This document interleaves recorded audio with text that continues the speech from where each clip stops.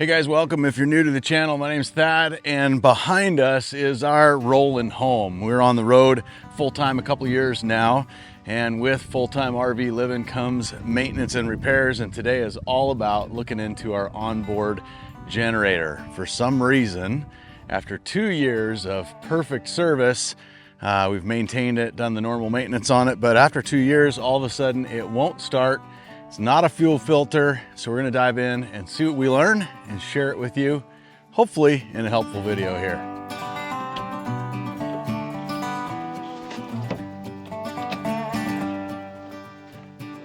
All right, we've got the Onan QG 5500 EVAP. I'm gonna pop the cover off and show you a couple of important things you need to know about before you even start troubleshooting. So let's get into it. Hi, bud. So when the generator wouldn't start, the first thing that I thought of was a faulty fuel system or fuel filter. And so I went to purchase a new fuel filter and discovered that this particular model comes with two options, and it depends on if it's carbureted or fuel injected. So one of the first things you want to know before you go shopping for parts is, are you carbureted or fuel injected? Here we are carbureted. Here's our fuel, the bowl on the carburetor, electronic controls for the choke mechanism up here. And so I put the correct fuel filter in, and that still did not seem to make any effect. So now we're going to start just kind of working our way backwards, see if we've got spark, see if we've got fuel, and then go from there. All right, so when the generator turned off originally, there was some flashing lights both in the instrument panel on this start device inside the coach, and then out here on the device itself.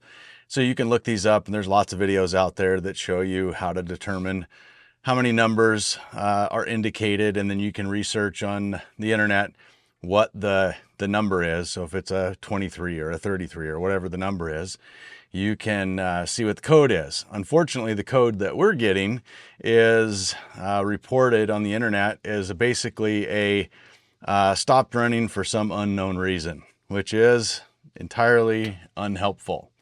Now, as I have tried to start it again here a couple of times, what I've come to figure out is it seems fuel related, because when I prime it, hold this down and go to prime it, the fuel pump seems to be pumping. When I first did this just a few minutes ago, I could hear some kind of variation in that noise, kind of like fuel changing pace. And I gave it a good long prime to make sure we had fuel pressure built up, and there was not any issue there. And then when we go to start it, it fires,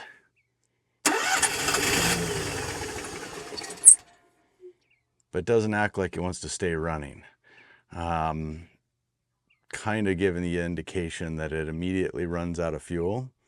And my first attempt this morning when I did this series, it did fire and run for 30-45 seconds. So it definitely has good ignition. So I think we're gonna go trace down a fuel problem, would be my guess. Possibly carburetor needs cleaned, maybe rebuilt. Fuel filter's been replaced. Maybe it's a fuel pump issue. The fuel pump sounds like it's running, so we'll dig in and see what it is.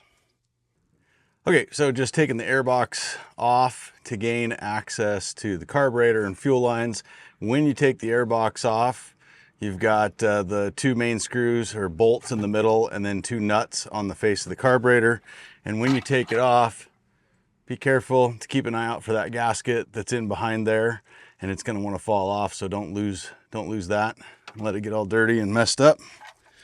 Throw all my stuff up here. Now we have access to this, so I'm going to take this fuel line off, and then we're going to test it to see if when we prime it, if we for sure have fuel coming out of here and it's not a fuel pump issue. Next would be a carburetor dirty issue probably, but let's see. So I kind of just cheated. Rather than trying to pull that pre-clamped clamp off there, because I don't have another one handy, I just pried it down and popped it off, and I'll do the same thing to put it back on. Shouldn't be an issue, but not a good sign that I pulled this off and there is no fuel and no fuel in sight, which doesn't make me think I'm getting fuel there. So I'm going to hold this out here, out of the way, hit the prime button, and see if we're making any fuel pressure.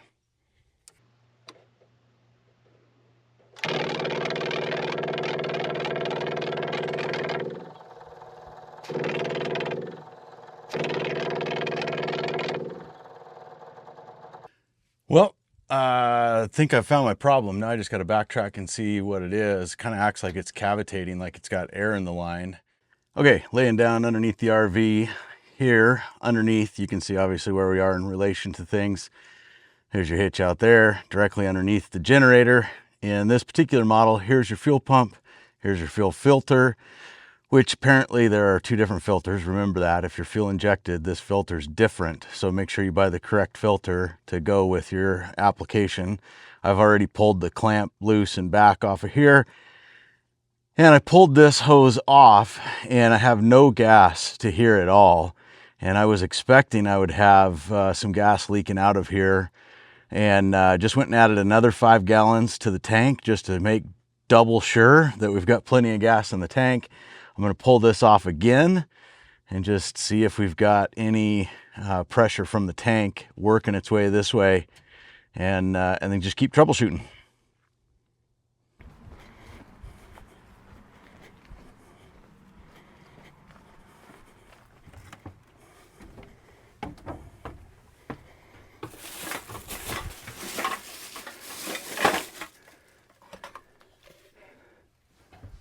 We are lucky enough to have a toy hauler, which means I actually have a garage that I use as a garage. We've got bikes hanging, tools. I do chainsaw carving, so we've got a chainsaw cart here, and I've got a whole rolling toolbox bolted to the floor back here.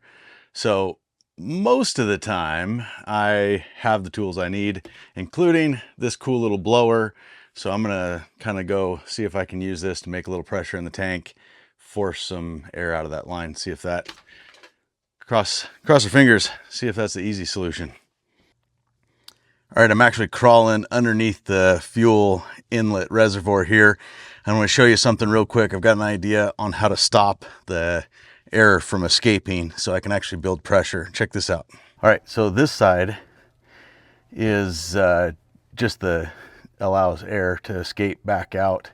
So as you're filling this up and the air is being displaced in the tank, it can come back out of this line and escape so that the tank will fill without expanding. But I don't want that to happen right now. So I'm gonna take a pair of vice grips and I'm gonna clamp this hose so that I can pinch it off so air won't escape. And anytime you clamp a rubber hose, you always want to use a little bit of cardboard around it, or a rag or something, so that the sharp teeth of the vice grips don't clamp and cut the hose. So even though this one's just for air, I still want to be careful. All right, here we got, I recruited my son as a helper, and he's gonna shout if there's fuel coming out, because underneath here now, we've got the fuel line right there. And so now I'm gonna go put air pressure into the fuel tank and see if we can force fuel out and effectively purge any air out of that line. So let's see what happens.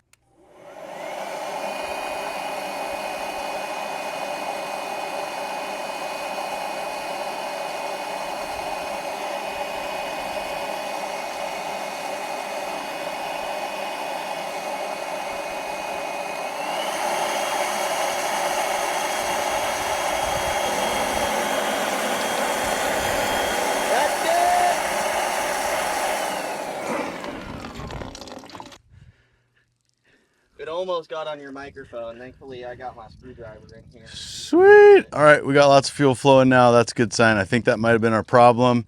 So I'm going to stop filming and cover that up, get it put back together. Ready to go. Sweet. Which is actually it. Yeah, because it was like, at first it was like a piddle, and like you could tell there was still probably some air in it, and then it started doing better. And then as soon as you like super cranked it, that's when I was all like, all right, we'll let them super crank it and see what happens, and then go from there. Behind the scenes of boondocking here. We've got controls galore in here. And the man himself fixing everything. All right, good news. Put the pressure to the tank, purge the air out of the line. Zach, is there any fuel coming out? There's a lot of fuel coming out. Good news, no air, lots of fuel. So we're gonna flip this camera around, prime it, and see if we can make a generator run. Right after I put the carburetor and the fuel line back together. That's probably important. Let's do that now. Okay, don't do what I did. I put the plastic all back together and forgot the gasket that I even pointed out. Don't forget the gasket in the earlier part. Mine happens to be labeled. I don't know that everyone would be, but if it's still factory, shows you the top and the front. And you'll take note of that little shape right there in the hole. So it kind of makes it self-explanatory which way that gasket goes back on. So now that that's back on, we'll put this back in and do it again. Okay, it's a little tricky putting the airbox back in. You have to kind of slide it back in behind the green cover first, then over the top of your bolts. Don't try and get it on top of your bolts while it's still out here. And behind that right there is a breather tube on the backside, a rubber one.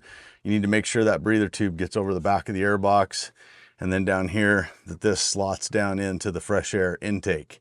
Once you're confident that everything's snapped back in the right location, then you can go back and put your bolts in here and your two nuts up here. We'll do that now.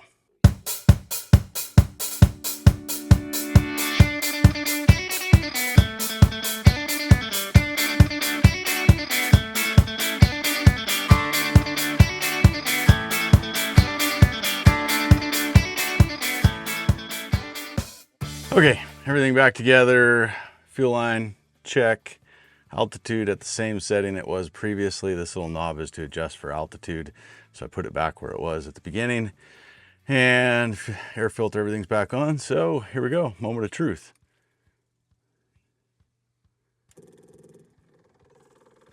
Sounds better already. It's immediately made a picked up fuel sound. Well, I can hear fuel going in the carburetor too.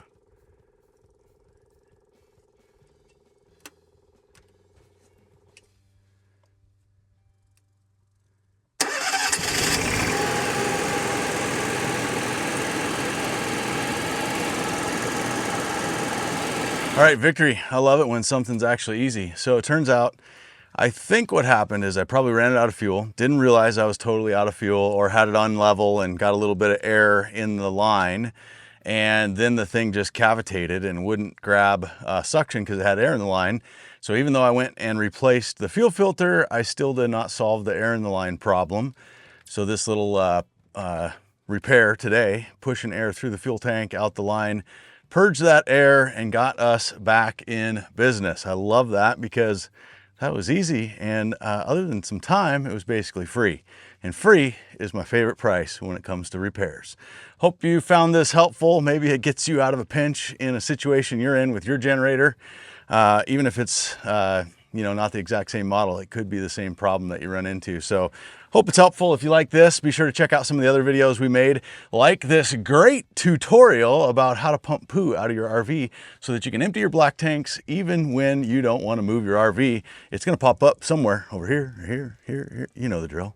Subscribe, like, all that good stuff. See you next time.